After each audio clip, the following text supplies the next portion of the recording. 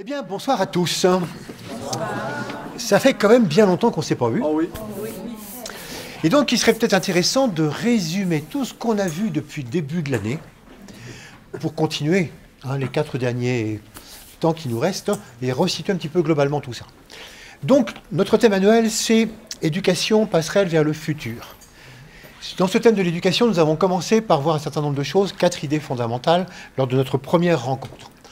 On a commencé par voir que d'abord l'éducation, c'était vraiment un processus absolument universel. C'est-à-dire que tous les règnes suivent un processus éducatif, qu'on s'en rende compte ou pas. Deuxièmement, deuxième grande idée, l'éducatif est quelque chose qui est permanent.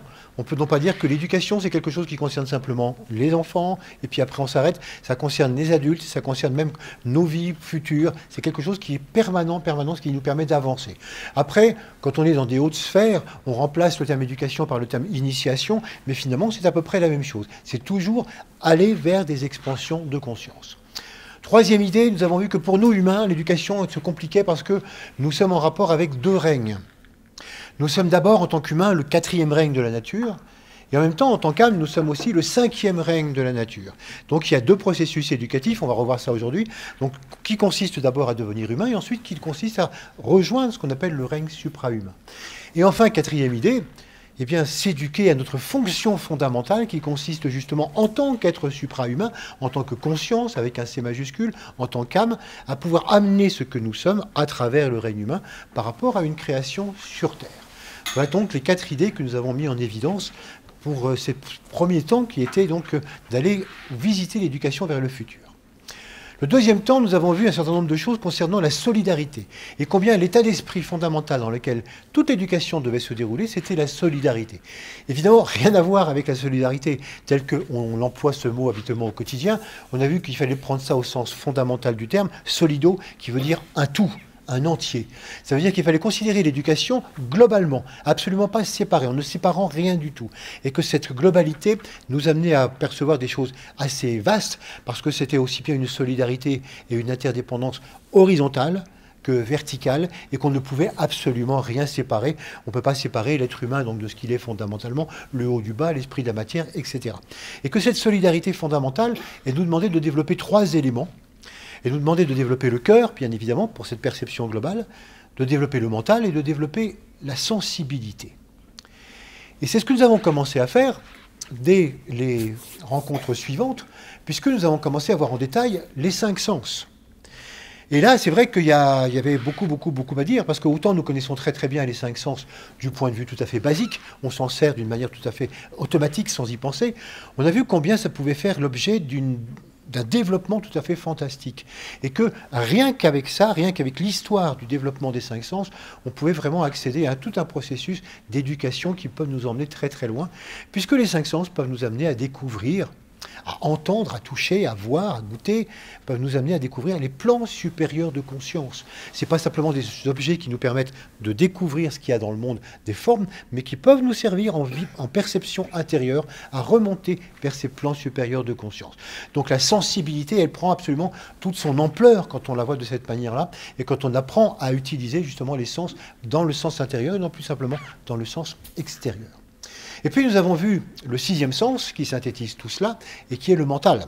Donc c'était vraiment un moment très important d'arriver à découvrir ce plan mental qui, comme nous n'avons pas l'habitude forcément de le voir en Occident, n'est pas simplement quelque chose qui enregistre des informations et les régurgite, c'est surtout, avant tout, un sens qui, comme les autres sens, perçoit des informations, donc perçoit des vibrations, et ces vibrations, il va les transformer en informations. Donc c'est vraiment quelque chose qui est intéressant parce que c'est pas du tout comme ça qu'on a l'habitude de le voir chez nous. Et donc on avait vu qu'à partir de là, si on peut réussir à utiliser ce mental dans ce sens-là, à utiliser un mental avant tout en tant que système de réception, système sensible au monde vibratoire, qu'on pouvait amener des idées tout à fait nouvelles donc par rapport au monde dans lequel nous sommes. Si vous vous souvenez, nous avons parlé d'histoire d'éléphants. Et on a parlé également donc de rechercher quel était le monde des causes à toute idée. Et puis nous avons parlé également donc de philosophie pour enfants, pour bien montrer que ce n'était pas simplement une histoire d'adulte, mais que dès l'école, on pouvait véritablement développer ça. Et nous avons évoqué le travail de l'association Sèvres à propos justement de la philosophie pour enfants à l'école. Et puis, la dernière fois que nous nous sommes vus, nous avons essayé de situer tout cela dans un contexte plus général, en se demandant quel était finalement le contexte depuis les origines jusqu'à la fin dans lequel toute l'histoire de l'humanité se situe. Et on a vu que la plupart du temps, quand on cherche à évoluer, on pense bien que les choses sont devant nous, qu'on va évoluer, on va par là, etc. Mais qu'on oublie complètement d'où on vient. Et qu'il était très intéressant d'arriver à comprendre, mais qui sommes-nous à la base? D'où venons-nous? Et on a comparé ça avec ce qui se passe au niveau scientifique. On est, pour tout le monde, tous les scientifiques, il est évident que tout est d'abord énergie, y compris les étoiles, les planètes, etc. Tout est d'abord énergie. Cette énergie se condense à un moment donné, vit une certaine vie en tant que forme, et puis va retourner à l'énergie. Ça, on le sait, c'est la loi générale de l'univers. Et on a vu que nous aussi, nous ne dépendions pas, nous ne dérogions pas à cette loi, et que finalement, nous aussi, nous sommes avant tout donc des esprits, des énergies, des consciences, et puis que nous nous incarnons, et puis que nous allons repartir une fois qu'on a rempli cette mission d'amour sur Terre. Donc on a essayé de voir ça comme ça en disant c'est important de bien comprendre toujours quel est l'amont des choses. Sinon, quand on perd justement l'amont des choses, on ne sait pas trop où on va.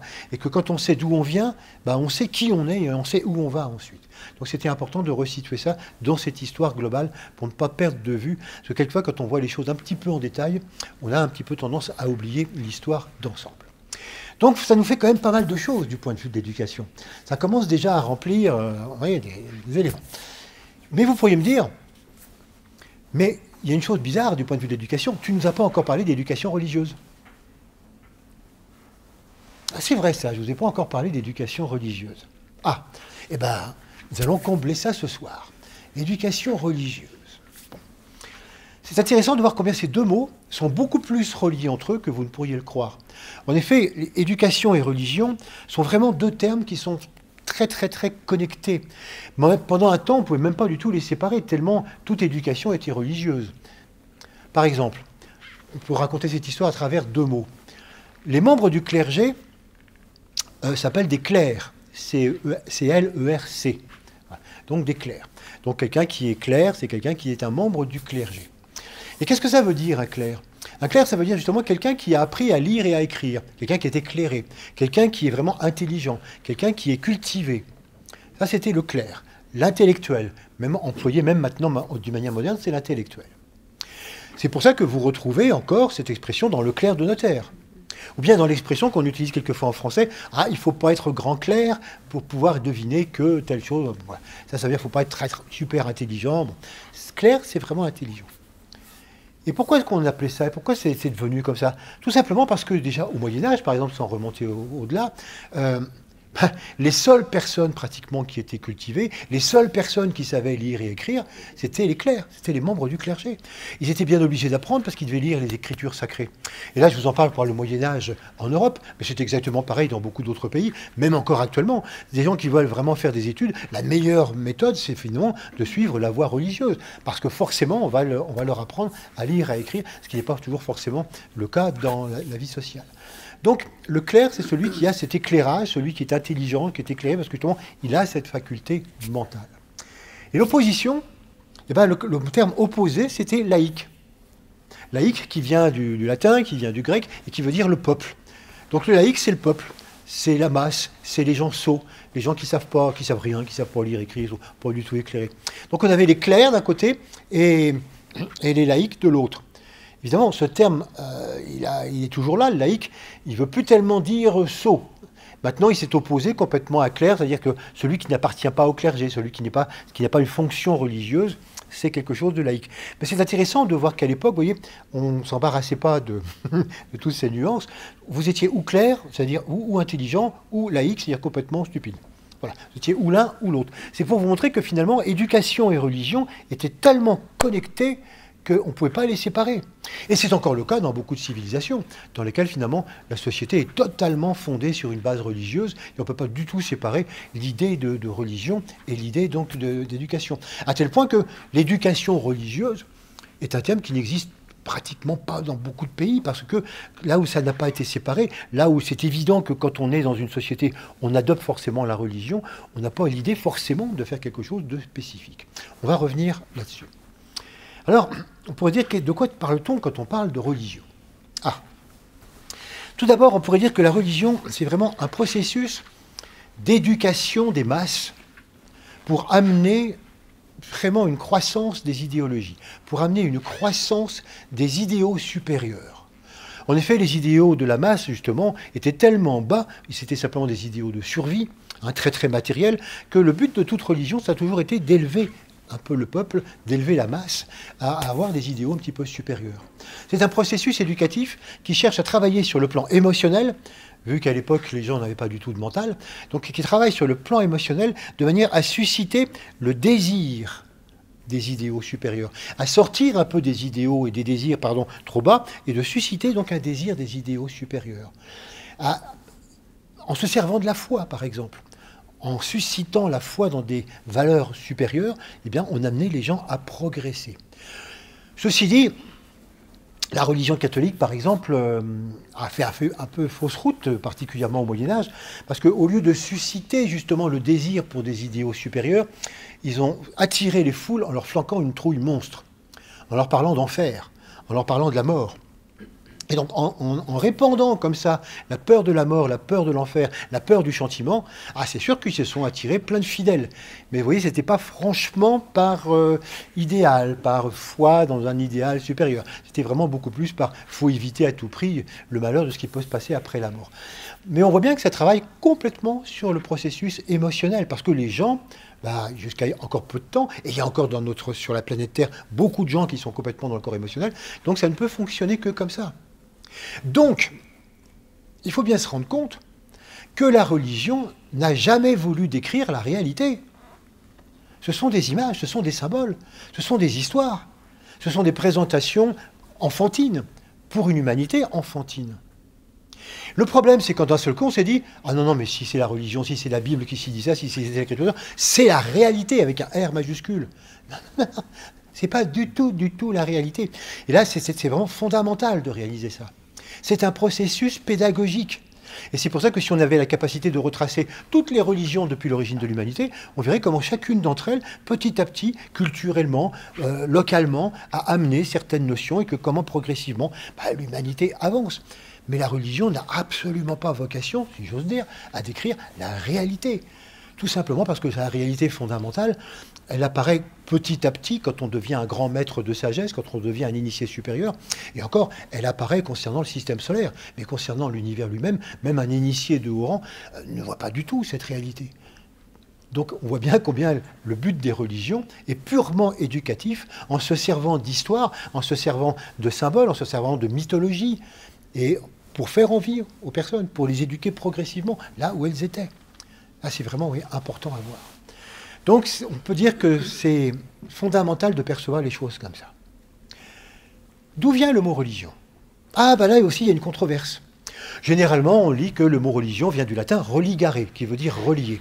Et que le premier but, justement, de la religion, ce serait se relier à Dieu. Qu'on cherche à se relier à un Dieu transcendant, ou à l'intérieur de soi, un Dieu immanent, mais c'est se relier. Mais Cicéron, déjà à son époque, n'était pas du tout d'accord avec ça. Et il démontrait que ça ne vient pas de religare, mais de religere. Religere qui veut dire recueillir, qui a donné recueillement, accueillir. Bon, pourquoi pas? Finalement, ce qui est intéressant, c'est de voir que, que ce soit l'une ou l'autre, peut-être de dire que ces deux étymologies se sont un petit peu mélangées, on a vraiment là deux valeurs fondamentales qu'on va retrouver dans toutes les religions. Relier, et puis accueillir, ce qui vient d'en haut, et recueillir, ce recueillement. Donc voilà les éléments qu'on peut avoir. Naturellement, ce recueillement, cette façon de se relier à, elle a été fort différente dans l'histoire, si on considère par exemple l'Occident, et puis si on considère l'Inde, par exemple. En effet, il faut bien se rendre compte que d'une manière générale, la psychologie occidentale est très très différente de la psychologie orientale. Et par conséquent, ça a donné des religions et des manières de se relier fort différentes et très intéressantes. On a véritablement deux polarités là, entre l'Orient et l'Occident, et on va retrouver ça au niveau justement des religions. L'occidental, lui, il est passionné par le monde des formes. Il est passionné par l'extérieur. Il a toujours besoin d'agir sur l'extérieur. Il est centrifuge. Donc, dès qu'il voit quelque chose, dès qu'il voit la nature, c'est comment il va agir sur la nature, transformer la nature, dompter la nature. On voit notre société actuelle. Il veut comprendre la nature. Il veut arriver à piger les lois. Ils vont faire quelque chose. Et donc transformer cette planète. On voit bien comment cette humanité occidentale, à partir de ce système-là, a effectivement transformé la planète. Par conséquent, quel est le Dieu pour une humanité pareille? C'est un Dieu Extérieur. C'est Dieu là-bas, le Dieu global, le Dieu de l'univers, le Dieu qui a créé tout. Oui, mais tu te rends compte de ce que ça veut dire, l'univers?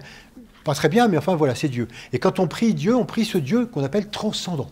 Ce Dieu qui est à l'extérieur, ce Dieu qui a créé l'univers, même si on ne se rend pas compte de ce que ça veut dire. Oui, c'est à l'image complètement de l'occidental. C'est quelque chose qui est à l'extérieur. Et je demande à Dieu qui est tout là-bas, mais qui m'entend quand même, de faire quelque chose pour tout. En Orient, particulièrement en Inde, et avec le bouddhisme, la psychologie est tout à fait différente. La psychologie, elle est beaucoup plus intériorisée. On ne cherche pas du tout à extérioriser les choses, on ne s'intéresse pas du tout au monde des formes. On s'intéresse simplement à qu'est-ce qui se passe à l'intérieur. Donc c'est au contraire centripète. C'est quelque chose qui amène à rentrer à l'intérieur. Et là, donc, finalement, à ce Dieu transcendant, des chrétiens, par exemple, ou même des musulmans, va répondre le bouddhisme qui dit mais non, mais nous, ça ne nous intéresse pas, ce Dieu-là. Nous, ce qui nous intéresse, c'est de se rendre compte que Dieu, c'est nous. Dieu, il est à l'intérieur de chacun d'entre nous. Nous sommes chacun d'entre nous Dieu. Il faut qu'on rentre à l'intérieur pour essayer d'aller chercher cette divinité en nous. C'est ce qu'on appelle le Dieu immanent. Dieu en chacun. Ce qui est intéressant, c'est qu'effectivement, ça donne deux aspects totalement différents et qu'on voit très bien combien, déjà maintenant, il y a une certaine tendance à ce que les deux se rejoignent. Parce que, effectivement, entre Dieu transcendant, Dieu immanent, il existe certainement peut-être une gigantesque conscience qui implique l'univers tout entier. On n'en sait strictement rien, ça ne nous donne pas grand-chose. Et puis, très certainement, nous sommes, une partie peut-être de cette transcendance, de cette grande vie, et nous sommes peut-être certainement nous-mêmes Dieu aussi. Donc, ce sont deux aspects complémentaires, et on peut dire que la façon de se relier et les façons d'accueillir les choses, là aussi, sont tout à fait complémentaires et différentes. C'est ainsi que se sont développées les religions. Alors, on pourrait se demander, mais alors, qu'est-ce qu'a apporté le mental quand il s'est développé? Parce que toutes ces religions, elles sont à base complètement émotionnelle.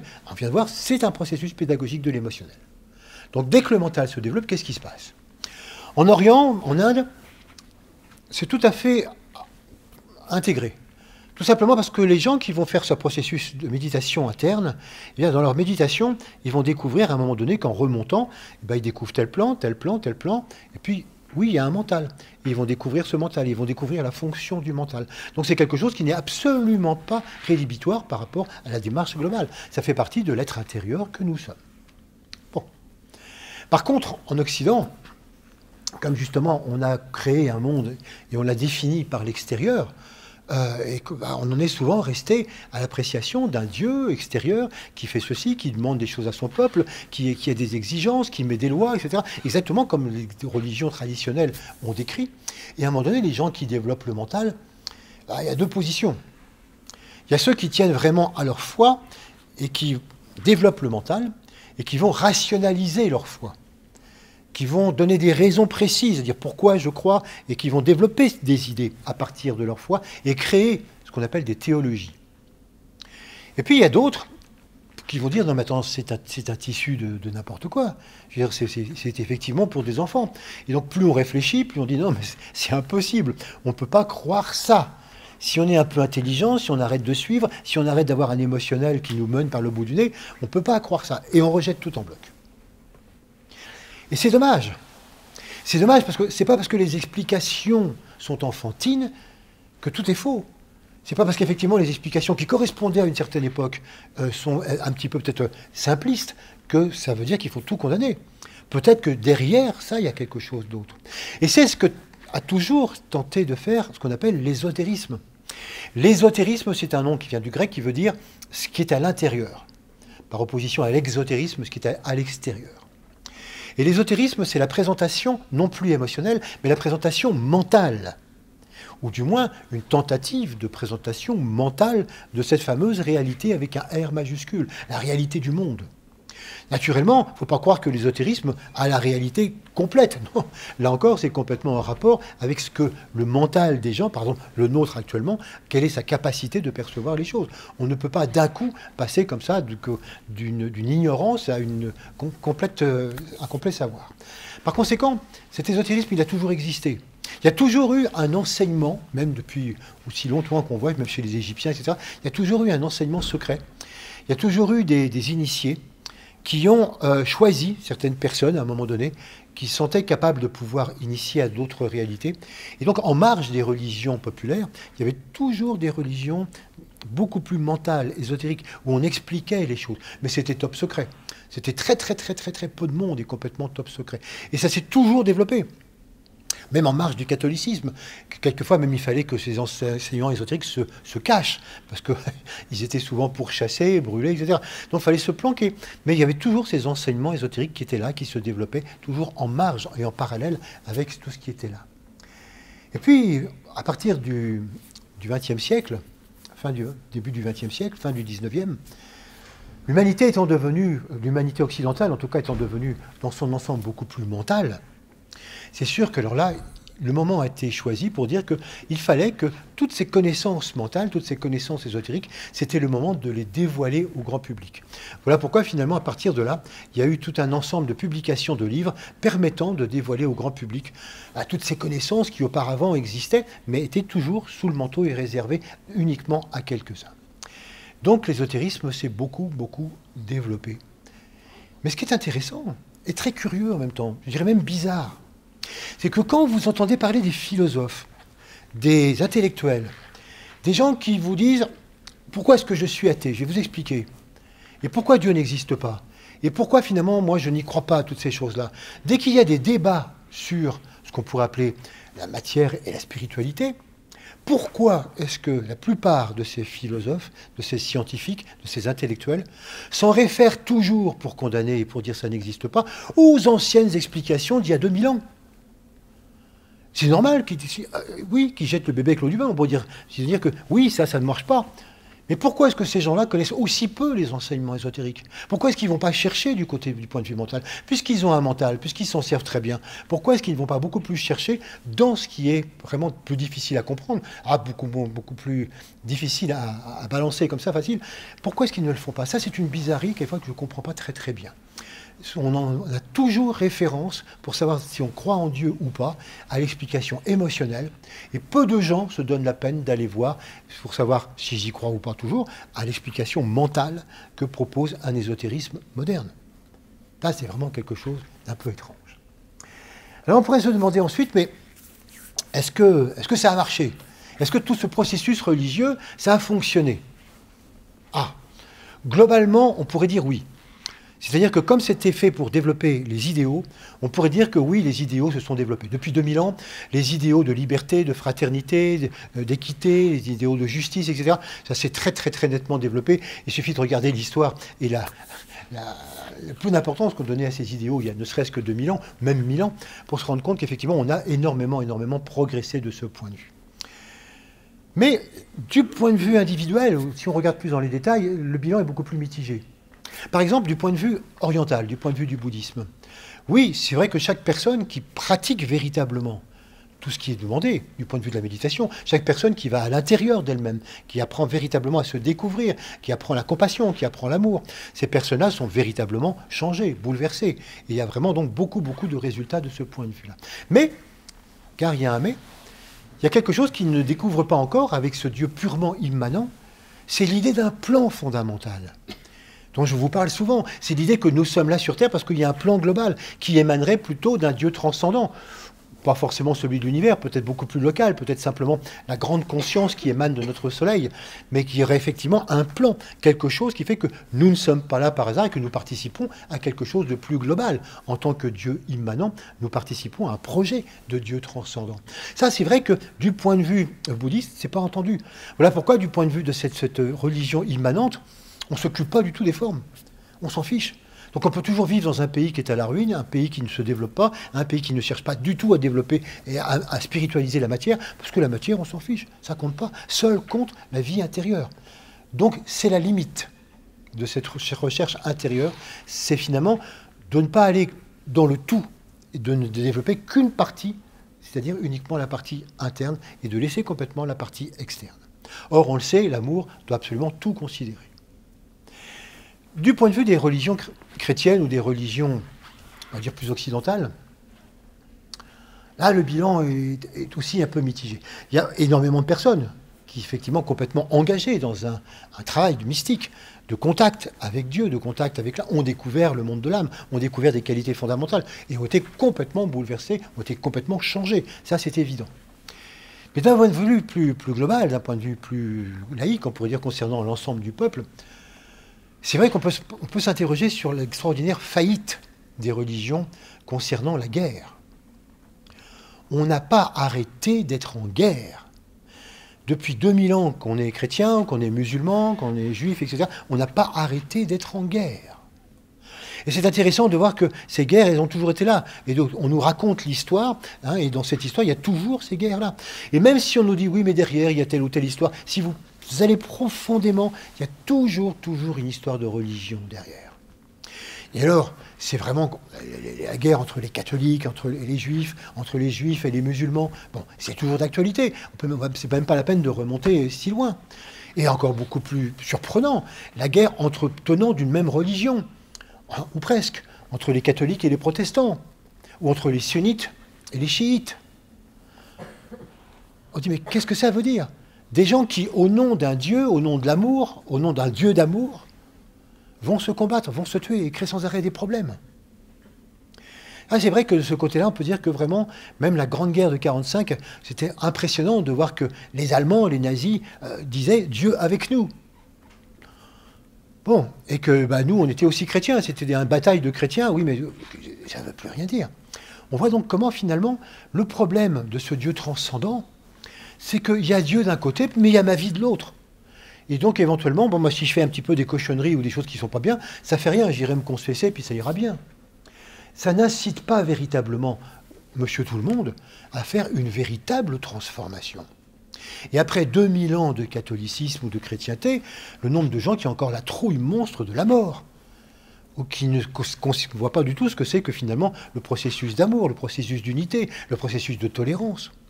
Et c'est normal d'une certaine manière, puisque comme les religions s'adressaient au plan émotionnel, le plan émotionnel, quand il est exacerbé dans une de ses croyances, il peut devenir hyper fanatique. C'est un de ses problèmes. Et par conséquent, c'est une des grandes problématiques effectivement de ce processus, c'est que ce Dieu transcendant, eh bien, il existe de son côté, on espère bien qu'un jour on va le retrouver, mais voilà, en attendant, eh bien, on va faire triompher notre bon droit, on va faire triompher nos croyances avec un fanatisme extraordinairement guerrier et qui dure tout le temps. Alors bien sûr, on voit comment tout ça, ces deux voies doivent se rejoindre progressivement. On voit bien comment l'immanence et la transcendance se rejoignent progressivement. Mais on peut voir même que quelquefois, par exemple, il a souvent été dit que les bouddhistes, par exemple, n'ont jamais fait la guerre. N'avaient jamais fait la guerre. Il faut voir comment au Myanmar, en Birmanie, le problème des Rohingyas, comment, voilà, il y a des moines bouddhistes extrémistes, entre guillemets, ça existe, qui ont voulu virer complètement et qui ont viré les musulmans en s'appuyant sur l'armée.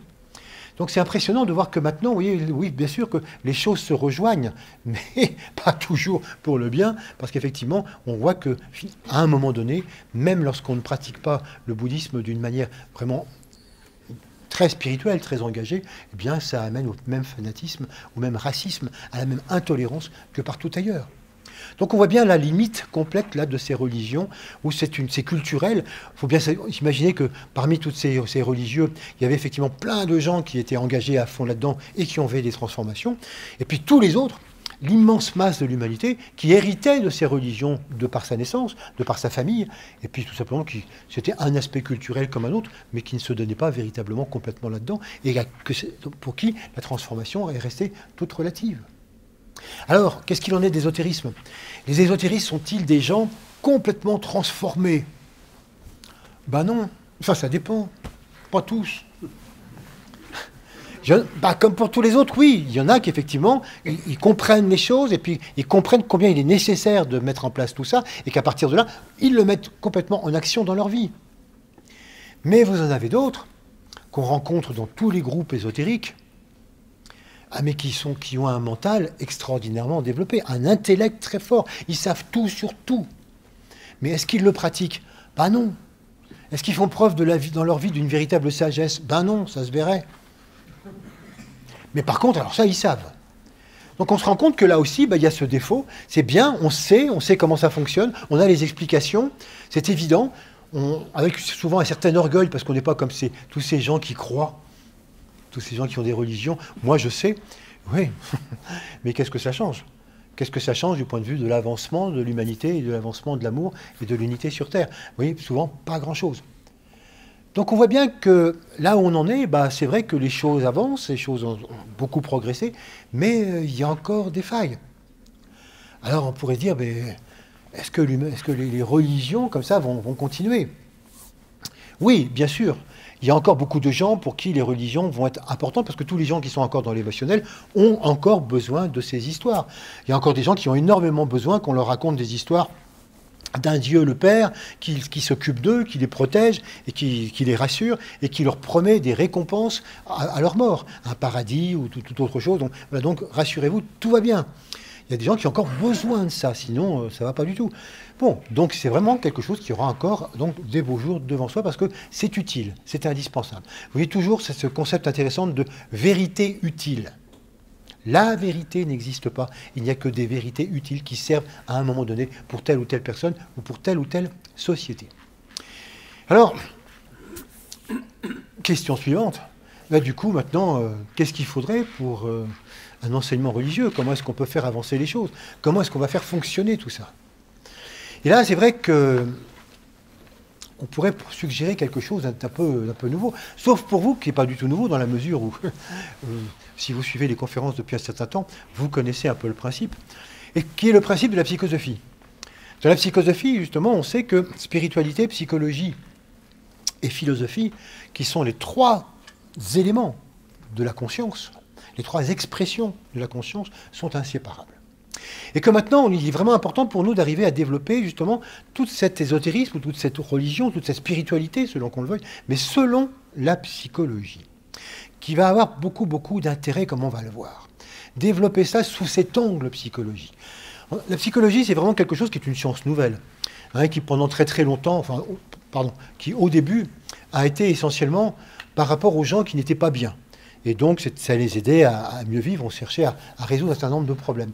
Et puis rapidement, on s'est aperçu que la psychologie, c'était tout simplement l'étude de l'être humain, c'était l'étude du fonctionnement humain, l'étude du psychisme, et que quand on va vraiment consulter un psychologue, c'est pas forcément qu'on va mal, mais c'est souvent parce qu'on cherche à mieux comprendre et à mieux fonctionner.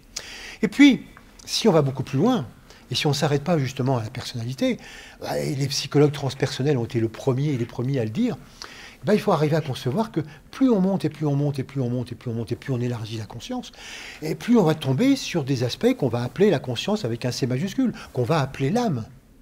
Et donc la psychologie va retrouver progressivement son véritable sens étymologique, à savoir la science de l'âme. Parce que psyché, c'est l'âme. Donc la psychologie, ça veut dire la science de l'âme. On l'a un petit peu oublié, puisqu'on en a fait tout d'abord la science de la personnalité, la science du petit moi. Mais c'était avant tout donc la science de l'âme. Et ça qui est intéressant, c'est de voir que finalement, la psychologie est vraiment un processus d'exploration de la conscience universelle. Et qu'on pourrait très bien étudier la conscience qui a un point de départ et qui a un point infini, parce que toute évolution est avant tout conscience.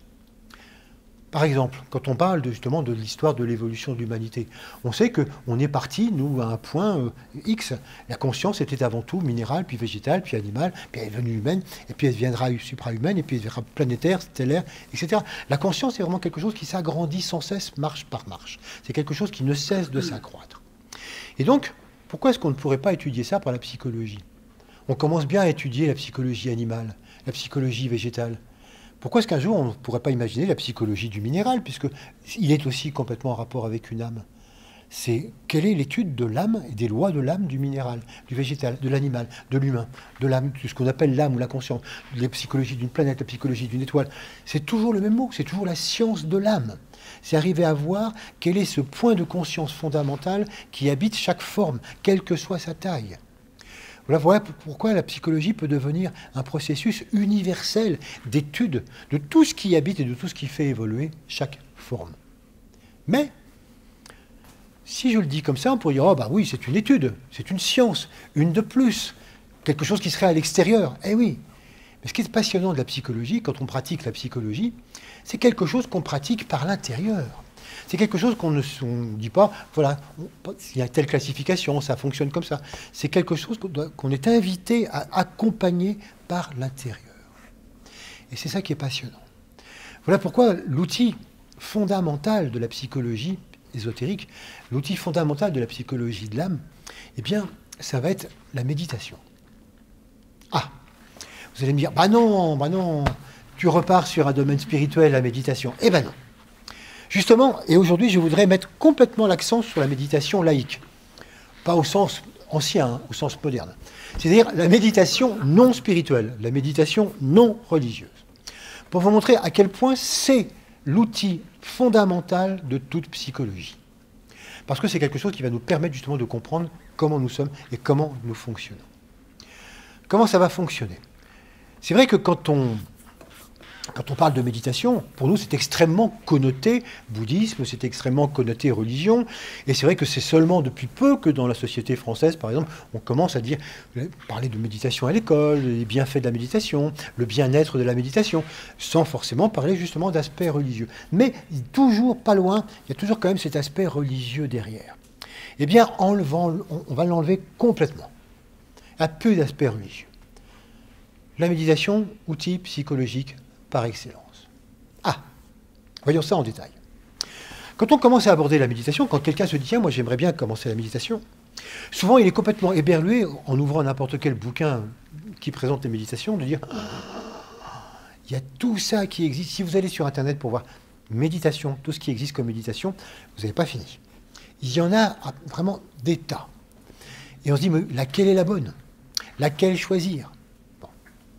Alors je vous rassure tout de suite, elles sont toutes bonnes, mais vous n'allez pas les choisir toutes. Tout simplement, ça va se résumer à dire que toutes les méditations ne sont que des marches d'une seule et même grande méditation. En réalité, il n'y a qu'une méditation, il n'y a qu'un principe de méditation. Mais ce principe des méditations, c'est comme un grand escalier qui comporte toutes sortes de marches. Intéressant de voir que la méditation, en tibétain, c'est un mot qui, je ne vous répéterai pas en tibétain, mais c'est un mot qui veut dire familiariser. Méditer, en tibétain, c'est se familiariser avec un état de conscience. Et pour nous, en français, méditer, c'est vraiment passer d'un état de conscience à un autre. Comment réussir à passer d'un état de conscience à un autre? Une fois qu'on s'est familiarisé, on va réussir à passer dans cet état de conscience et changer d'état de conscience. Un véritable transfert de conscience. Ça, c'est le but de la méditation. Mais c'est valable depuis les zones de conscience les plus élémentaires jusqu'à des zones de conscience supérieures. C'est vraiment quelque chose qui est une définition tellement générale et tellement globale qu'on pourrait dire qu'à n'importe quel niveau, il y a méditation. Le tout, c'est de définir justement là où on en est. C'est ça qui ne va pas être facile. C'est d'arriver à se découvrir où nous en sommes. Et c'est là que c'est une véritable difficulté pour les Occidentaux que nous sommes. En effet, les Occidentaux que nous sommes, ils ont inventé le GPS. Et ils peuvent, avec ce Global Position System, arriver à se repérer partout, à l'extérieur. Ils ne se perdent pas. Mais il n'est pas si global que ça, le Position System, parce qu'il ne prend pas à l'intérieur. Et donc, en général, comme on l'a vu, l'occidental moyen, il est complètement dans l'extériorité. Il est vraiment là, il produit, il dit, il fait des choses, il travaille, il a des choses à dire, il a à faire. Et puis, il cherche toujours un peu la preuve des choses. Il cherche vraiment à dire comment ça fonctionne. Et puis, est-ce que tu peux me prouver? Est-ce que c'est efficace? Est-ce que je ne suis pas en train de perdre mon temps? Est-ce que ça sert à quelque chose? Et quand on lui dit, écoute, pour la méditation, il va falloir que tu trouves ce qui te correspond le mieux. Comment ça? Oui, parce que l'escalier, il part de la première marche jusqu'à, je ne sais pas, ça se perd après. Mais selon nos expériences passées, selon nos expériences de vie antérieure, selon ce qu'on a même développé inconsciemment dans cette vie-là, rien ne nous dit qu'il faille prendre la méditation à la première marche. Si ça tombe, on peut prendre l'escalier à partir du premier étage, ou du deuxième, ou du troisième. Mais pour ça, il faut savoir, et que tu répondes à la question, où t'en es? Comment ça, où j'en suis? Oui, où t'en es de ta vie antérieure? Où j'en suis de ma vie intérieure? Oui, par rapport à ton émotionnel. Et ton mental et le rapport avec l'âme. L'occidental moyen est complètement paumé parce que c'est quelqu'un qui n'a jamais eu l'habitude d'avoir une vie intérieure. Et donc, il veut les choses, il prévoit les choses, il organise les choses, il fait les choses, il fait son quotidien comme il veut, mais il n'y a pas justement ce processus-là. Or, ce qui va être intéressant, c'est que la méditation va nous amener justement à ce système intérieur. Et ce n'est pas du tout quelque chose qui, comme je vous le disais tout à l'heure, va nous amener donc à simplement être dans une théorie, c'est quelque chose qui va nous amener dans une pratique. Là encore, c'est intéressant de faire une différence entre non plus forcément les orientaux et les occidentaux, mais entre deux types de personnes. On dit quelquefois, on retrouve ça chez l'homme et chez la femme, mais c'est pas toujours juste, donc il faut mieux supprimer ça de cette façon-là. Il y a dans l'éducation les personnes qui préfèrent avant tout et qui ont besoin avant tout d'avoir de la théorie. Moi, je veux qu'avant d'aller, tu m'expliques bien pourquoi, comment, où, as-tu des preuves, est-ce que ça fonctionne, etc. Oui, ça c'est l'occidental moyen. Et si j'ai la théorie, et que j'ai bien compris, d'accord, je vais pratiquer.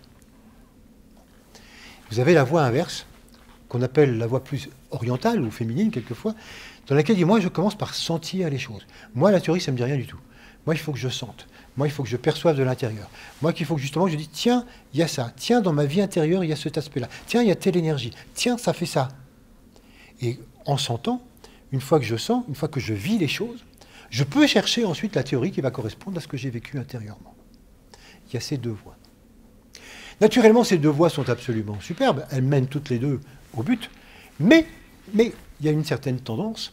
Quand les gens, c'est ce que je vous disais tout à l'heure à propos des ésotéristes, quand les gens ont la théorie, et qu'ils ont parfaitement la théorie, la plupart du temps, ils oublient un peu de l'appliquer. Parce qu'ils partent du principe que si je le sais, je le suis. Forcément, je l'applique, puisque je le sais. Je suis en train de vous l'expliquer, donc forcément, je suis comme ça. Et le problème de l'autre voie, c'est justement de partir du fait que je le sens. Donc je m'en fous de la théorie. Je n'ai pas besoin de comprendre, je n'ai pas besoin de savoir. Oui, mais du coup, je ne peux pas du tout généraliser, je ne peux pas globaliser, je ne peux pas vraiment amener le mental. Or, le mental est l'outil créateur, comme nous l'avons vu justement il y a 2 mois. Donc c'est vraiment quelque chose de tout à fait intéressant. Du coup, ça ne débouche pas forcément sur le mental, parce qu'on reste dans la pleine satisfaction d'un monde de ressenti. Voilà, vous voyez, ce sont 2 voies intéressantes, mais une fois de plus, doivent pouvoir se rejoindre. Et qui, dans la méditation, peuvent justement se rejoindre. C'est ça qui est intéressant. Dans la méditation, c'est vraiment quelque chose qui va nous inciter, c'est vrai, à voir les choses, mais en même temps à les comprendre, puisqu'on va déboucher sur l'utilisation du plan mental. Alors c'est vrai que dans cette méditation, comme je vous le disais, on va complètement inverser le processus qui nous est propre, à nous occidentaux, parce que nous, on est habitués justement à avoir des choses comme ça plus à l'extérieur, et là, ça va inverser ce processus en nous demandant de renoncer à tout ce qu'on a l'habitude de vouloir, d'avoir des attentes, d'avoir des résultats, d'avoir des preuves, etc. Tout ça, non, tu renonces à tout ça. Voilà, tu ne fais rien. Je ne fais rien, oui, tu ne fais rien, et tu vas entrer à l'intérieur de toi. Là, on sent que, oui, déjà, on n'est pas habitué, et on se demande qu'est-ce qui va se passer. Et donc la méditation, c'est vraiment quelque chose, vous voyez, qu'il faut voir de cette manière-là, et complètement en rapport avec un processus psychologique. Et on va voir comment les différentes étapes vont nous amener progressivement à découvrir quelque chose. Et je voudrais le prendre justement pour bien vous montrer que ce n'est pas du tout un truc spirituel, avec les enfants. Voyons justement, comme nous l'avons vu, la philosophie pour enfants, il y a 2 mois, voyons la méditation pour enfants. Parce que ça existe. Parce que de plus en plus à l'école, eh bien, il y a des gens qui font de la méditation à l'école, de la méditation aux enfants, et c'est quelque chose qui se développe de plus en plus. Prenons justement les premières marches, puisque là il s'agit vraiment des premières marches. Et ce que je vais dire pour les enfants, naturellement j'y reviendrai tout à l'heure, mais vous pouvez déjà imaginer que c'est valable aussi pour les adultes. Première marche, simplement s'asseoir et ne pas bouger.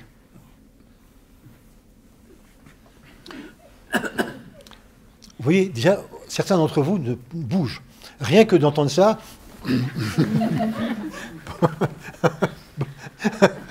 ne pas bouger. Vous connaissez les enfants, évidemment, on ne peut pas commencer ça trop tôt non plus. On commence ça vers 6-7 ans, mais pas avant. Mais donc, vers 6-7 ans, on peut dire, voilà, vous ne bougez pas, vous restez sur votre chaise, et vous allez simplement respirer. Voilà. Et vous concentrez sur votre respiration. Après quelques temps, les instituts souvent montrent que au début ça ne marche pas parce que tout le monde rigole, on se regarde les uns les autres, etc. Mais au bout de 3-4 fois, ça devient quelque chose qui est tout à fait normal, usuel. La blague est passée et donc chacun peut se concentrer. Et chacun arrive à se concentrer sur sa respiration. Naturellement, il va se passer plein de choses, mais ça c'est le premier temps. Pour des enfants, 2-3 minutes, ça suffit au début, même 2 minutes. Puis on augmente 5 minutes, 6 minutes, 7 minutes, ce qui est déjà beaucoup, même pour des adultes. Se concentrer sur sa respiration pendant 10 minutes pour un adulte, essayez donc. Quand je dis se concentrer sur sa respiration, ça veut dire aucune pensée annexe. Les Tibétains avaient un petit jeu pour ça. Pour les gens qui débutaient comme ça, ils se faisaient s'asseoir, et travailler sur la respiration. Et elle dit, c'est très simple, tu comptes jusqu'à 10. Si quand tu arrives à 10 respirations sans aucune pensée annexe, eh ben, tu as fini ton exercice. Si tu as la moindre petite pensée annexe, tu recommences à 1.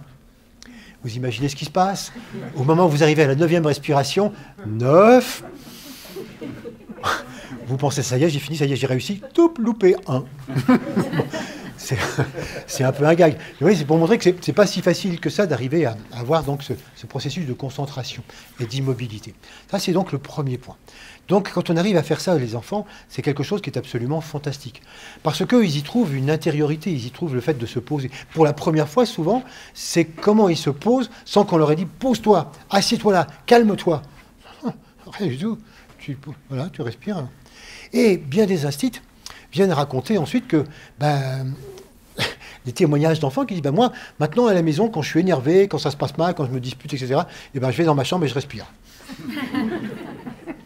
D'où quelquefois des parents qui viennent me voir en disant qu'est-ce que vous enseignez là, à mon enfant là maintenant, quand je lui dis quelque chose qui est énervé, il va dans sa chambre, il s'assoit, il respire. Il y a du bourrage de crâne. Non, au contraire, il y a de la libération de crâne. Surtout pas de bourrage de crâne. On leur enseigne rien, on leur dit rien. Simplement, pose-toi, respire. Et il y a un bien-être, il y a une évidence, il y a quelque chose qui se crée, dont l'enfant n'est peut-être pas encore tout à fait conscient, mais qui est absolument évident. Deuxième marche. Une fois que les enfants ont réussi à faire ça, et au bout d'un certain temps, ça va assez vite, eh bien, on leur demande tout simplement d'être dans la vigilance intérieure, d'être conscient de ce qui se passe à l'intérieur. Et vous voyez que là, le mot « être conscient » est important parce que les enfants aient plein de choses qui se passent à l'intérieur d'eux-mêmes, des râleries, des contentements, des joies, des perturbations, même la respiration, c'est quelque chose qu'ils ont forcément, mais dont on n'est pas conscient. Là, ce qu'on demande, c'est de devenir conscient de ce qui se passe à l'intérieur. Alors, deviens conscient de ce que tu vis intérieurement. Alors là, qu'est-ce qui se passe? On est conscient de joie, de tristesse, de choses, de pensées qui viennent, d'émotions, de plein de choses qui viennent. Mais d'un seul coup, au lieu que ça soit simplement quelque chose qui sort en réaction, quelque chose qui sort comme ça et que l'enfant exprime instinctivement par telle ou telle attitude, non, c'est quelque chose dont il peut prendre conscience. Et en prenant conscience, c'est quelque chose qu'il peut dire, qu'il peut matérialiser avec ses propres mots, avec ses propres paroles. Il y a vraiment quelque chose d'autre qui va se mettre en place à ce moment-là. Et ça va créer vraiment quelque chose de tout à fait fondamental. Le fait d'arriver, vous voyez, à travailler sur ces deux marches, et avec des enfants, on y arrive très très vite, en 2-3 mois de travail, finalement c'est quelque chose qui se fait bien, on va découvrir que ça amène plusieurs choses. La première chose que ça amène fondamentalement, c'est que les enfants découvrent le chemin de l'intériorité. Et ça, pour des Occidentaux, c'est absolument fondamental. Voilà comment on s'intériorise. Alors que rien, éventuellement, ne va dans ce sens-là. Le deuxième point, c'est qu'ils vont découvrir la plénitude de leur être.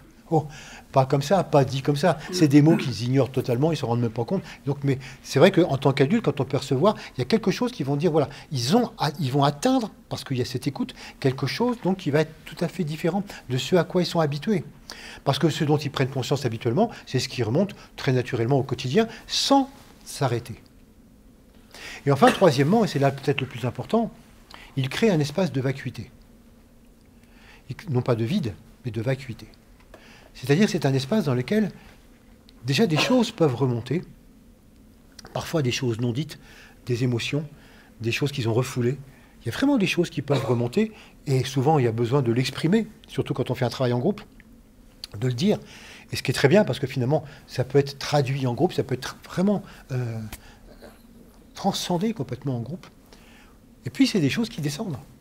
Parce que c'est pas parce que ce sont des enfants que les aspects supérieurs de l'âme sont totalement absents et se fichent pas mal de l'enfant. Surtout si on considère qu'on peut avoir affaire à un enfant qui a déjà médité de nombreuses fois dans ses vies antérieures, soit en Orient, soit dans d'autres pays. Par conséquent, la méditation peut être un processus tout à fait conscient et que simplement le seul fait que l'enfant se mette en position d'intériorité et de vacuité, l'âme peut être surprise en disant « Quoi? Déjà à cet âge-là? Mais profitons-en !» Et finalement, amener des choses qui s'infiltrent du haut vers le bas. Voilà pourquoi il y a vraiment quelque chose qui peut complètement changer, vous voyez, à travers ce processus-là. Ça, c'est complètement, vous voyez, cette méditation dans ces deux premières marches qu'on peut faire avec des enfants à partir de 7 ans. et les habituer à ça. Oh, c'est pas très très très nouveau, hein, si on regarde bien.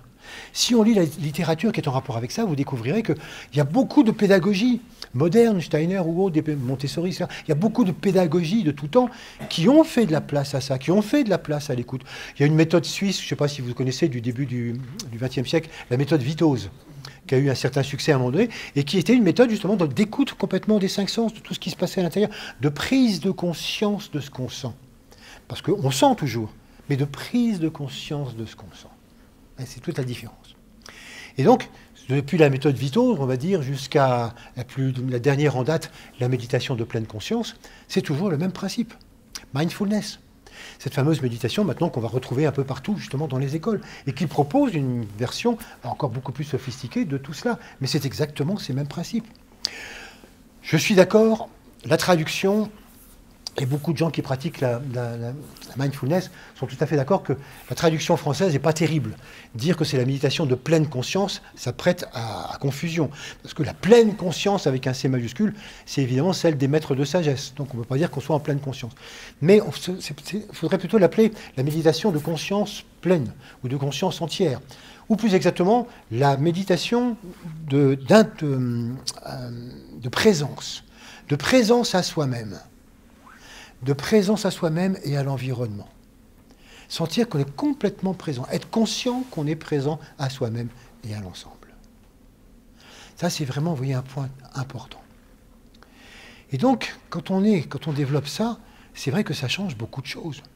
On peut même imaginer qu'à terme, ça peut changer beaucoup de choses du point de vue de la société.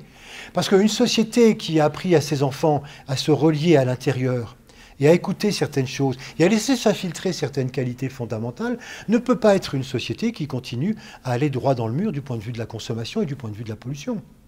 Donc à remettre fondamentalement en question tous les paramètres actuels de notre société. Donc on peut comprendre que pour certains, ça risque d'être dangereux si d'un seul coup on devient une société qui a affaire à l'intérieur, alors qu'avant on ne s'en préoccupait guère. Mais c'est justement extrêmement prometteur par rapport à l'avenir de l'humanité. Alors nous venons de voir qu'il y a prise de conscience donc de son intériorité, première marche. Il y a la prise de conscience de son ressenti, la deuxième marche. Et puis on peut y ajouter une troisième marche, surtout à partir de 9-10 ans, c'est la marche mentale, prise de conscience du mental. Et on a là vraiment les trois éléments fondamentaux et fondateurs de la méditation. C'est quoi ? Eh bien, tout simplement, les enfants à qui on fait faire ça, au bout d'un certain temps, une fois qu'ils ont bien l'expérience, ou bien que c'est bien arrêté, et qu'ils ont atteint une certaine maturité, on leur donne simplement un mot. Alors, amour, amitié, école, argent, la mort, le temps, peu importe. Et on leur dit rien dessus. Alors, ils ont quelques petites idées, mais fondamentalement, ils ne savent pas. Et qu'est-ce qu'on leur dit ? Eh bien, ce mot, vous en savez certaines choses, mais le principal, vous ne le savez pas. Il faut que vous alliez chercher sur Internet. Il faut que vous alliez chercher sur l'Internet abstrait. Parce que le mental, c'est une forme d'Internet abstrait, où toutes les idées circulent absolument partout et appartiennent à tout le monde. Le tout, c'est que vous réussissiez à déployer un petit peu ça, puis que vous soyez à l'écoute. Puisque vous êtes à l'écoute de vous-même, eh bien, déployez un peu votre antenne, et qu'est-ce que vous recevez ? Et puis ne cherchez pas à forcer les choses, tout simplement. Naturellement, ils n'ont pas forcément de choses qui leur viennent, mais comme pour nous en méditation, parce que c'est pareil pour les adultes. Et quand est-ce que ça leur vient ? Dans la phase suivante, qui est la phase souvent de philosophie à l'école, on dit, et maintenant, qu'est-ce qu'on pense ensemble à partir de ce mot ? Qu'est-ce qu'on pense ? Et là, une véritable pensée de groupe se crée. Et finalement, on arrive en groupe, arriver à des résultats qu'aucun des enfants ne serait arrivé seul et individuellement. Parce que justement, par ces interactions, quelque chose se crée. Et parce que les copains parlent et parce que ça leur évoque des choses, forcément, à ce moment-là, ça actualise quelque chose qu'ils ont perçu sans s'en rendre compte. C'est comme si d'un seul coup, il leur vient des choses. Parce que justement, c'est le moment d'en parler. Parce qu'ensemble, on en parle et qu'on matérialise ceci. Et là, on est véritablement dans la méditation. Alors on pourrait dire, mais c'est intéressant, mais c'est intéressant parce que oui, ça leur donne une liberté de penser. Ça les renvoie enfin à une liberté de penser et de l'exprimer avec leurs mots, au-delà justement de la satisfaction de l'adulte, au-delà des attentes, au-delà des formatages. C'est vraiment important. Alors la question qui vient, mais par rapport à l'éducation religieuse, parce que c'était quand même le point de départ, on en est quand même loin. Ah mais pas du tout, on est en plein dedans. On est en plein dedans. Qu'y a-t-il de plus important par rapport à un enfant que de devenir profondément lui-même? Rien. C'est vraiment la phase du b.a.-ba, justement, de toute éducation de conscience. La conscience de l'humain doit d'abord se construire et devenir quelque chose d'affirmé. Et dire, voilà, je suis tel humain. Et je sens très bien mes énergies, je sens complètement ce qui existe du point de vue donc, de mes émotions, du point de vue de mes ressentis, du point de vue mental. Je suis conscient de tout ça. Je suis conscient de ma vie intérieure. Mais c'est tout à fait fondamental. On ne peut pas rêver mieux. Ça vaut 1000 fois plus que des croyances inculquées, un catéchisme. Et qu'on n'applique pas. Parce que c'est extérieur. Là, on est vraiment au cœur d'une instruction religieuse et on n'a pas dit un seul mot de religion. Pas un seul. Vous voyez à quel point c'est intéressant de révolutionner cette histoire et de voir que maintenant, la croissance de l'être humain et la croissance justement de l'humanité passe justement par cette psychologie qui se sert de cette méditation comme outil. Et c'est passionnant et fabuleux de voir combien ça se répand maintenant de plus en plus et qu'il y a de plus en plus d'expériences qui se font à l'école et qu'on peut imaginer que dans une cinquantaine d'années, je suis peut-être très pessimiste, ce sera quelque chose de tout à fait banal. Et que tous les enfants du monde pratiqueront justement ce côté-là pour se découvrir intérieurement. C'est vraiment là qui est intéressant. Et c'est ce qui prépare, après, la future vie d'adulte. Alors, qu'est-ce qui va se passer en tant qu'adulte? Quelle est la méditation, justement, en tant qu'adulte? Est-ce que ça change beaucoup? Ben non. Si je reprends pour adulte, on va y ajouter un certain nombre de choses. La méditation pour adulte reprend les mêmes stades. D'abord s'asseoir, d'abord se respirer tranquillement et rester là-dessus et se concentrer. Est-ce que c'est plus facile pour un adulte que pour un enfant? Non, c'est le contraire. Voilà. C'est paradoxal, mais l'expérience à l'école montre qu'effectivement, ça marche comme ça. Et surtout que c'est intéressant de voir que les enfants qui ramènent ça chez eux, et que les parents sont intéressés, disent eh ben, on va le faire avec toi. Et c'est là qu'ils se rendent compte, vous voyez, dans la relation parent-enfant, ça change les choses. C'est plus les parents qui vont, je vais t'apprendre, je vais t'enseigner, etc. Tu y arrives, toi, à rester sur ta respiration? Non, bah, pas facile. Donc, voilà, on se rend compte que c'est vraiment les difficultés, parce que les adultes ont tellement pris d'habitude de fonctionnement comme ça, donc à fond, que, mais non, savoir s'arrêter. Mais s'arrêter pourquoi? Comment? C'est très, très difficile. Bon, quand ils ont réussi ça, eh bien, deuxième phase. Arriver à laisser sortir justement tout ce qu'ils sentent. Prendre conscience de ce que je vis intérieurement. Ah, pour certains, bon, c'est quelque chose auquel on est habitué. Ce sont les gens qui rapidement passent par ces phases parce que visiblement, ils l'ont déjà fait dans d'autres vies. Puis pour d'autres, mais c'est pas du tout évident. Moi, j'y arrive pas. Moi, ça n'arrête pas de bouger comme ça, etc. Alors, et c'est sûr que l'exercice consiste à ramener toujours l'attention dès qu'on se disperse, avec cet ennemi effroyable de la méditation qui est l'association d'idées. Vous ressentez quelque chose, vous êtes dans l'exercice. Ça me fait penser que l'héroïne, hier, dans le film, il sentait la même chose et que blablabla. Qu'est-ce que je fous là? Bon, ouais, il faut ramener. Ça, l'association d'idées, c'est terrible parce qu'on s'en aperçoit pas, mais ça glisse à une vitesse prodigieuse. Donc, il faut sans arrêt ramener. Mais ça ne veut pas dire que la méditation ne marche pas. Hein. On dit forcément que dans toute méditation, l'exercice consiste à toujours ramener imperturbablement et sans se mettre en colère, sans s'en vouloir. Non, non, ça fait partie justement du jeu d'arriver à se recentrer parce qu'on n'est pas maître de notre vie intérieure. C'est là qu'on découvre avec stupeur que nous qui croyons être maîtres de tout, on est maître de la nature, on est maître de nous-mêmes, on n'est pas maître de notre monde intérieur, on n'est pas foutu de le tenir. On est capable de conduire un véhicule sur des centaines de kilomètres, même en pensant à autre chose. Je dirige mon véhicule et je dis maintenant, vas-y, avec ton véhicule intérieur, toi, qu'est-ce qui se passe? Alors, à l'intérieur, il fait ce qu'il veut à l'intérieur. Alors je lui dis d'aller là, il va là-bas, il fait comme ça, etc. Il tient la route pendant 2 minutes, boum, il part sur autre chose, etc. C'est n'importe quoi. Eh oui. C'est la stupeur, découvrir qu'on n'est pas maître de notre propre véhicule et que ça part absolument dans tous les sens. Et que justement, si on veut arriver à se connaître soi-même, à remplir cette fameuse injonction, connais-toi toi-même, et tu connaîtras l'univers et les dieux, le temple de Delphes, eh ben on s'aperçoit que finalement, on se connaît toi-même, mais on ne se connaît pas soi-même. Et comme on ne se connaît pas soi-même, on n'a pas de prise sur soi-même. On aurait bien envie que ça se passe comme ça, mais ça ne se passe pas comme ça. On aurait bien envie que notre mental reste concentré, mais il n'est pas du tout concentré. Et voilà comment, par ce vécu psychologique, on découvre progressivement soi-même, et on découvre parce qu'on insiste, parce qu'on fait cette méditation tous les jours, parce que c'est un exercice psychologique comme un autre, on découvre exactement comme on ferait du jogging, ou comme on ferait des exercices physiques, il y a des exercices intérieurs, tout simplement pour apprendre à maintenir le cap. Et puis progressivement, on se connaît, on découvre de plus en plus l'énergie, de plus en plus on arrive à maîtriser tous ces points-là, et voilà, on comprend de mieux en mieux ce qui se passe. Et là, on peut arriver justement à mettre aussi le mental. On peut aussi avoir un mot, et avoir exactement le même processus. À mettre ce mot. Quel est le mot? Et à faire exactement comme pour les enfants. Et qu'est-ce qui nous inspire? Qu'est-ce qu'il y a? Et là, on a justement donc ces 3 premières marches, donc du physique, de l'émotionnel et du mental. Qu'est-ce qui va se passer ensuite? Il va se passer des choses qui vont aller plus loin peut-être que pour les enfants. Par exemple, il y a un exercice qui est très intéressant à ce moment-là, c'est que quand on arrive à entrer en soi, on finit très rapidement par sentir qu'il y a quelque chose d'autre que moi. Il y a quelque chose d'autre qu'on va appeler l'âme, qu'on va appeler la conscience, qu'on va appeler le soi avec un S majuscule, peu importe. Mais on sent qu'il y a une présence un peu différente. Il n'y a pas que la petite présence avec un P minuscule qu'on développe, être présent à soi-même. C'était le titre justement de ce soir, oser la présence. Donc voilà, les enfants osent la présence. Et nous-mêmes, dans un premier temps, on ose cette petite présence. C'est comme si on découvrait qu'il y a une présence avec un P majuscule. Une présence à un autre niveau. Mais on ne sait pas quoi, on ne sait pas ce que c'est. Alors c'est un moment d'ajouter une marche pour les adultes. Cette marche, c'est la désidentification. Et c'est vraiment quelque chose de très important parce que c'est une marche dans laquelle on va commencer à réaliser que, puisque je sens cette présence, il faut que je renonce pour aller plus loin à toutes les fausses identités que je pouvais avoir auparavant. Et ces identités, elles sont tout à fait nombreuses.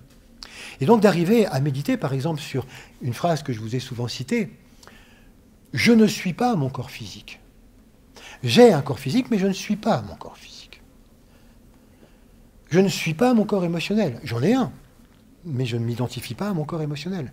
J'ai un corps mental, mais je ne m'identifie pas à mon corps mental. Je suis. Mais avant de prononcer ce « je suis » qui est en rapport avec cette présence majuscule, il faut vraiment réaliser que je ne suis pas tout ça. Or, dans le quotidien, nous ne cessons d'être complètement identifiés. Quand on est malade, on s'identifie à notre corps physique. Je suis malade. Non, ton corps physique est malade, pas toi. Quand j'ai des émotions, je vais dire « Ah, mais je suis en colère, je ne suis pas bien ça. » Non, ton corps émotionnel vit une crise. Mais toi, au-delà, tu existes toujours et tu ne bouges pas. Tu n'es pas comme ça aussi variant. Tu as des idées, mais même si tu y tiens très fort, tes idées, elles changent régulièrement. C'est pas toi. Toi, tu es une présence beaucoup plus stable, au-delà. Donc nous sommes cette présence au-delà du physique, au-delà de l'émotionnel, au-delà du mental. Et il faut arriver d'abord à amener ça dans nos méditations, réaliser une bonne fois pour toutes que si j'ai des corps et que j'en prends soin, parce que ce sont mes outils tout à fait fondamentaux, toutefois, je ne suis pas identifié à eux. C'est ce qui va m'amener à progressivement à découvrir ce « je suis », cette présence haute, cette présence majuscule. Et cette présence, on va la découvrir à travers un ensemble de qualités. Mais alors là, c'est vraiment quelque chose je vous parle sur des années de méditation, des années de travail.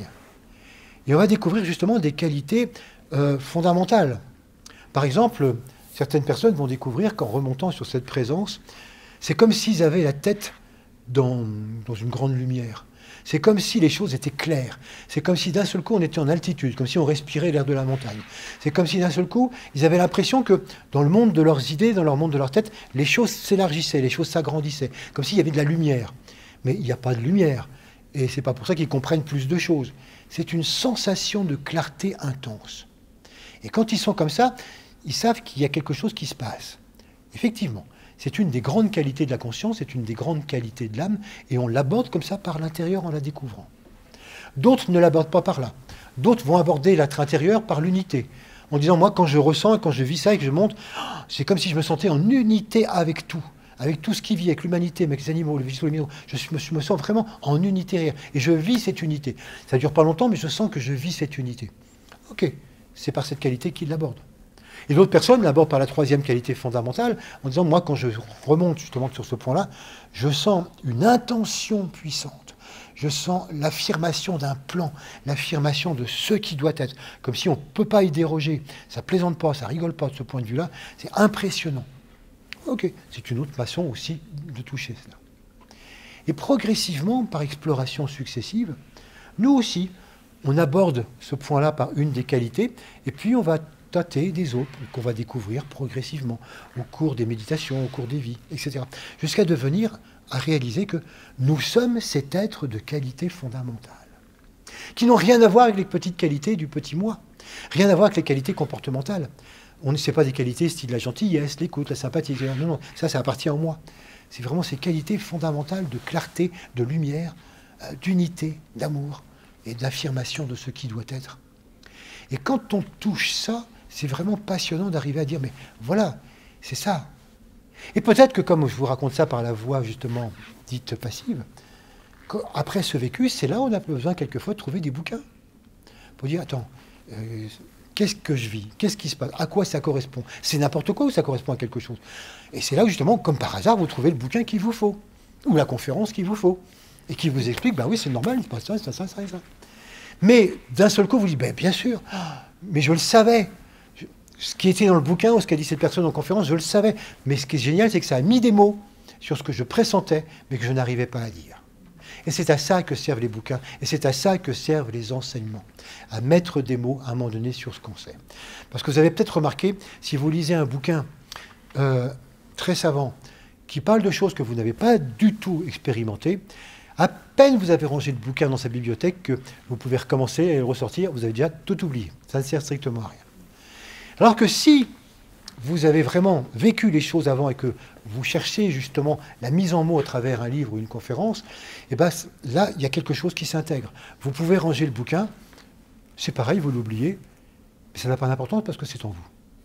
Parce que ce sont les mots. Même si vous ne pouvez pas le raconter à quelqu'un, même si vous ne pouvez pas le dire, c'est quelque chose qui est acquis, c'est quelque chose qui est intégré et qu'un jour ressortira si nécessaire, s'il y a besoin. Vous pourrez à ce moment-là être parfaitement en mesure de le dire. Voilà ce qui se passe, vous voyez, dans cette méditation.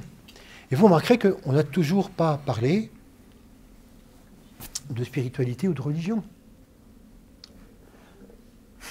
C'est pas la peine. Vous voyez que quand on passe les choses comme ça par la psychologie, on découvre que finalement, nous, êtres humains, si on s'explore par l'intérieur, si on prend vraiment le soin de descendre dans notre intérieur, puis de remonter, puis d'explorer tous les points, on trouve des choses qu'on appelle l'âme, mais qui n'est rien d'autre qu'une partie, ou plus exactement, le fondement de l'être humain que nous sommes.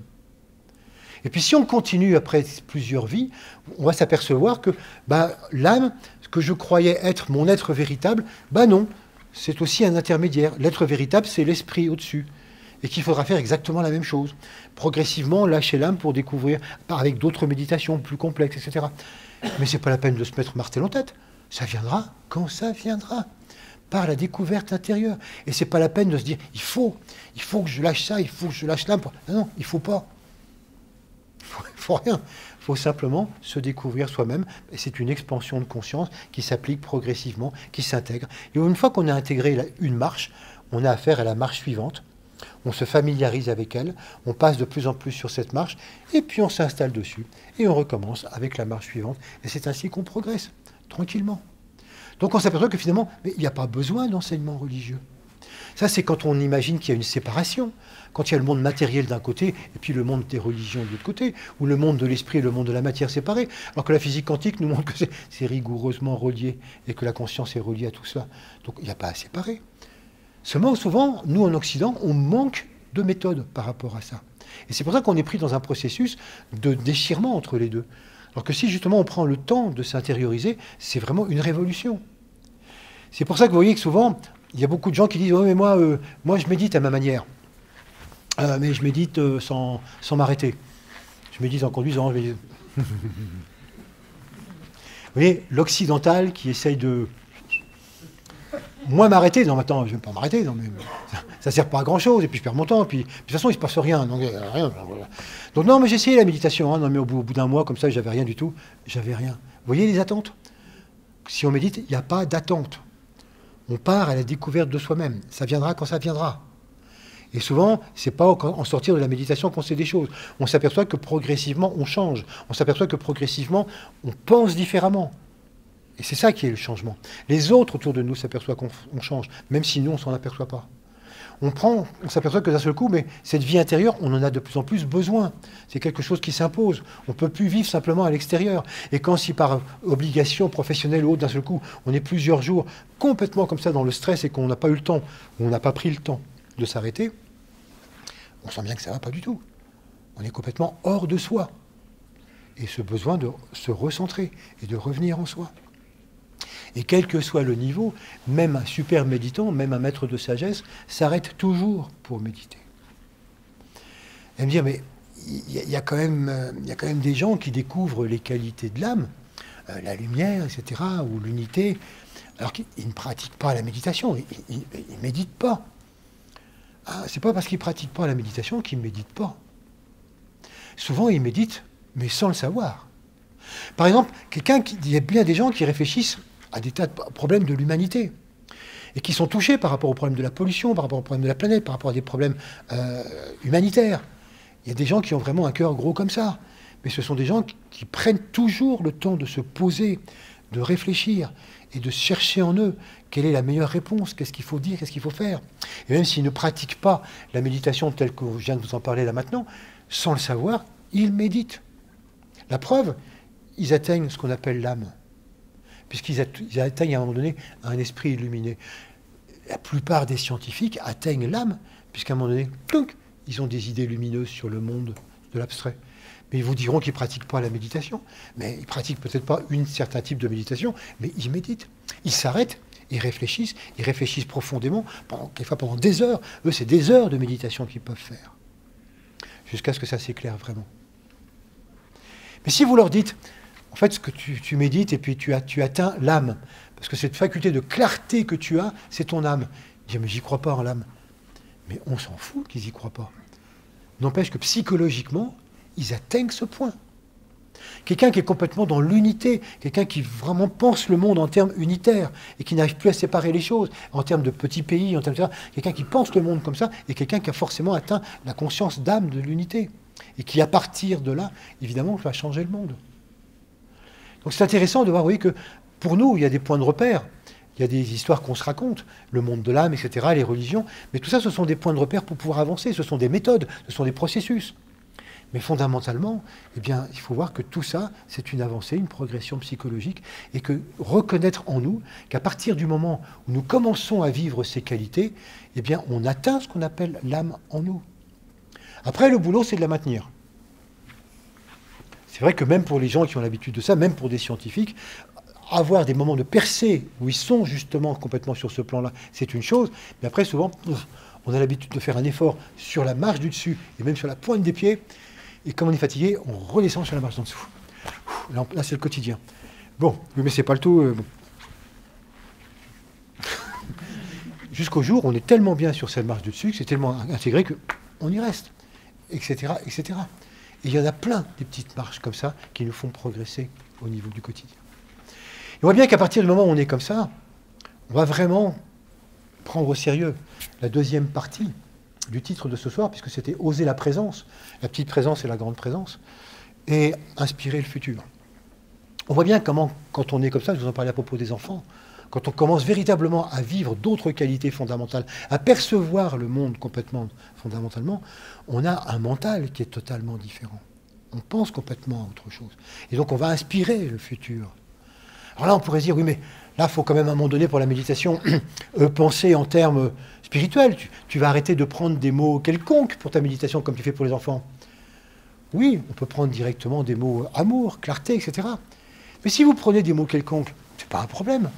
Puisque comme on l'a vu il y a 3 mois, grâce au mental, on remonte très très vite. Si je prends mur, chaise, fauteuil, je parle là-dessus, mur. Mur de séparation. Mur de protection. Protection, séparation. Tiens, protection, séparation. Est-ce que je mets des murs dans ma vie pour me protéger? Est-ce que c'est une forme de protection? Qu'est-ce qu'il y a au-delà du mur? Et c'est parti. C'est simplement que vous avez rajouté un élément concret comme point de départ, mais ça n'a aucune espèce d'importance. Vous pouvez partir sur n'importe quel mot. Hein? Même sac poubelle si vous voulez. Très très rapidement, vous remontez, vous allez remonter et trouver quelque chose de fondamental. Et vous voyez, on peut même définir la méditation dite spirituelle, même à partir du mot sac poubelle. Et ça, c'est vraiment très important, vous voyez, parce que ça vous montre que c'est vraiment quelque chose que tout le monde peut pratiquer. Et quand on en comprend justement l'urgence pour arriver à changer notre façon de voir le monde, c'est vraiment quelque chose à faire pratiquer aux enfants et à faire pratiquer à nous-mêmes. Donc à pratiquer en famille, finalement. C'est vraiment quelque chose que tout le monde doit pouvoir faire parce que c'est vraiment ça qui va amener des enfants différents qui pourront vraiment changer le monde. Parce que nous, on a y participé naturellement, mais c'est vrai que la génération d'avant, si on continue de la former, quelquefois comme nous, on a été formés, formatés, ça va être plus long.